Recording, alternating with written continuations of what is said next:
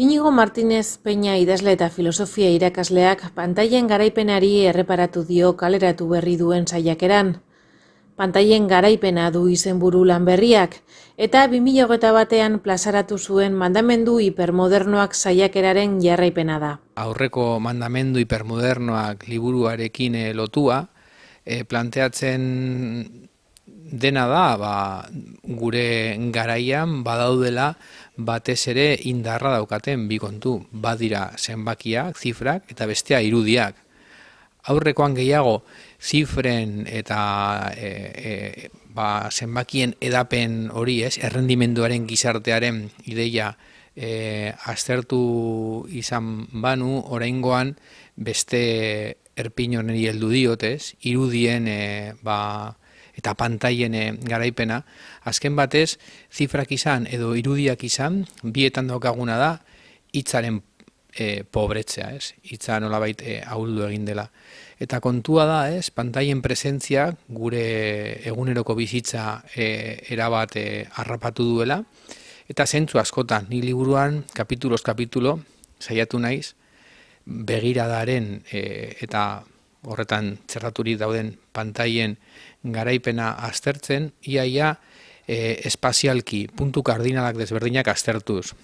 Izan goitik bera, satelitea guri begira, izan barrura begira, eta eskanerren eta erresonantzia magnetikoen aipamena dago bertan, izan atzera begira, eta orduan memoria zibernetikoa nola gugeu batu egiten ditugun argazkiak eta bideoak agian gero berriro sekula ikusteko tarterik izango ez badugu ere, aurrera begira ere bizitzaren aurrikuspen digitala, nolabait gure edozein aztarna harrapatzeko prez gero erosketa proposatzeko eta etorkizunezko merkantziak guri saltzeko, edo izan izpioen aurrean, aurrez aurre, baita ere nolabaiteko selfien garrantzia eta harritzen hauena da, zenbat hildako egon diren selfie borobil baten bila azken urteetan. Beste kapitulu bat ere bada begiak edonon, bideo zaintza, hirietan, hiriak kamerez betea, lanpostuak modu berean, eta galdera ere hor bada zein den une oro begirada baten menpe egotearen ondorio psikologikoa.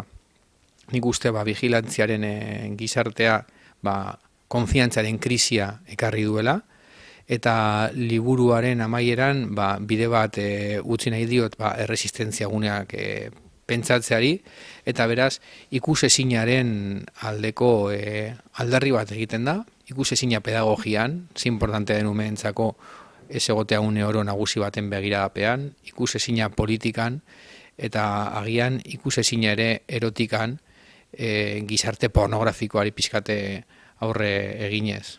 Beraz, rekorrido arine honekin batera, animatzen zaituztet pantailen garaipena irakurtzera, eta horrek elkarrizketa eta